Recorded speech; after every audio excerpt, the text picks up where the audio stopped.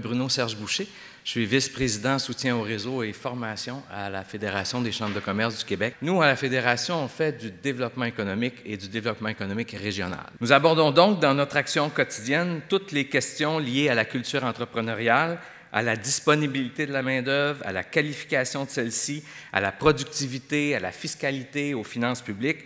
Et ce sont tous des dossiers qui ont un point en commun et qui convergent quelque part, et c'est autour de la formation.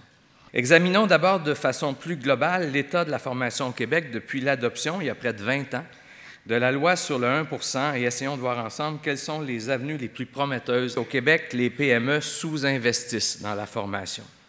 Et cela, même si les dirigeants de ces entreprises le savent et savent qu'il serait rentable pour eux d'investir dans ce domaine.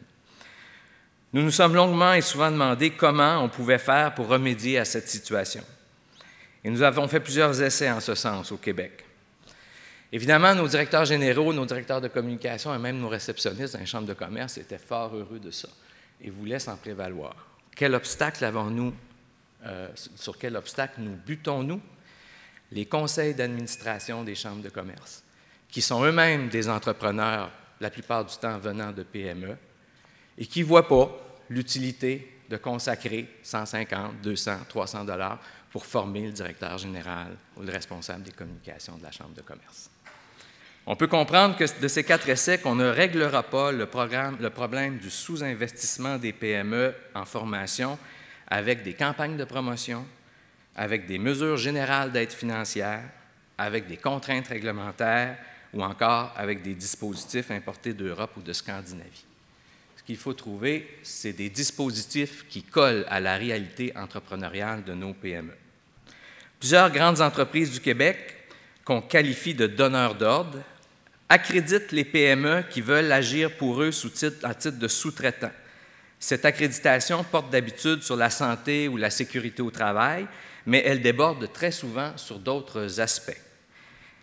Est-ce que, dans ces critères d'accréditation de PME, la dimension formation ne devrait pas être incluse?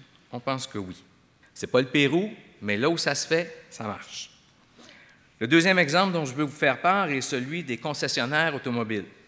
Ces concessionnaires sont des PME qui embauchent rarement plus d'une centaine d'employés, qui évoluent dans un domaine où les technologies changent rapidement et qui n'ont pas la capacité d'organiser de formation pour eux-mêmes.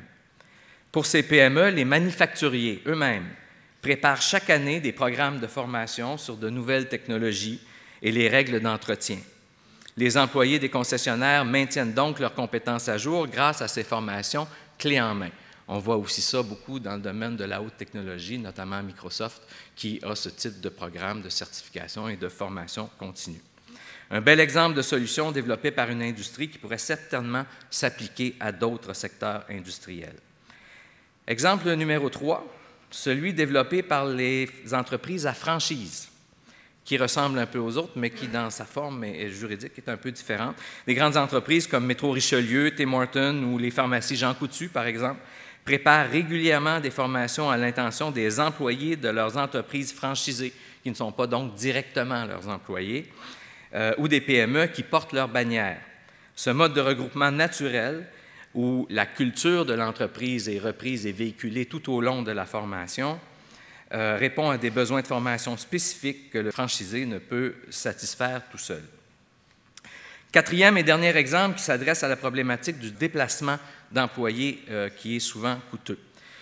Le gouvernement du Québec appuie parfois les entreprises à forte proportion immigrantes, la plupart du temps situées à Montréal, dans l'organisation de francisation dans l'usine.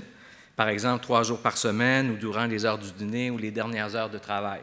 Cet exemple de collaboration entre le gouvernement qui fournit la formation nécessaire directement en usine dans l'entreprise pourrait sans doute être adapté à d'autres types de cours. Une autre solution qui s'en vient de plus en plus et à mesure que les technologies se développent, c'est la formation en ligne.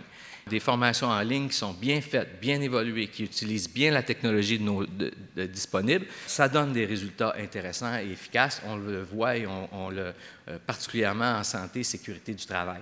Malheureusement, le gouvernement et en particulier la Commission des partenaires du marché du travail sont un petit peu à la traîne là-dessus quand vient le temps de leur proposer de développer des formations en ligne pour les entreprises. Alors, quelques 25 ans plus tard, on se demande toujours pourquoi les PME n'investissent pas dans la formation, ni par ignorance, ni par insouciance, mais que c'est essentiellement et presque simplement, dirais-je, un problème de logistique. Les PME du Québec n'ont ni les ressources internes, ni le temps de planifier, ni l'organisation et la formation de leurs employés, et surtout, ni la connaissance du comment. On a beau être convaincu, on a beau savoir que c'est important pour l'entreprise, on a beau savoir que pour rester compétitif dans le marché, il va falloir former nos employés, mais quand on ne dispose pas de temps et qu'on ne sait pas comment, on n'a pas des heures à s'asseoir devant un ordinateur, d'aller sur les sites gouvernementaux, puis de commencer à éplucher tous les programmes qui pourraient exister puis qui pourraient nous aider.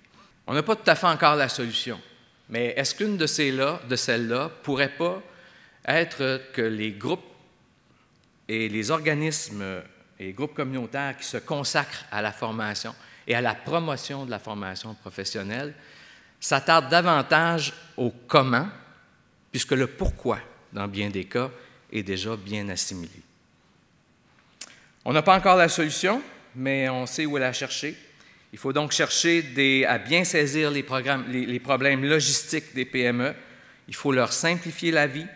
Il faut tabler sur des modes naturels de regroupement, préparer des formations clés en main, insister sur la formation et le transfert de connaissances sur les lieux de travail et surtout dire aux PME, leur montrer comment on fait pour aller chercher l'aide dont ils ont besoin pour réaliser leur programme de formation.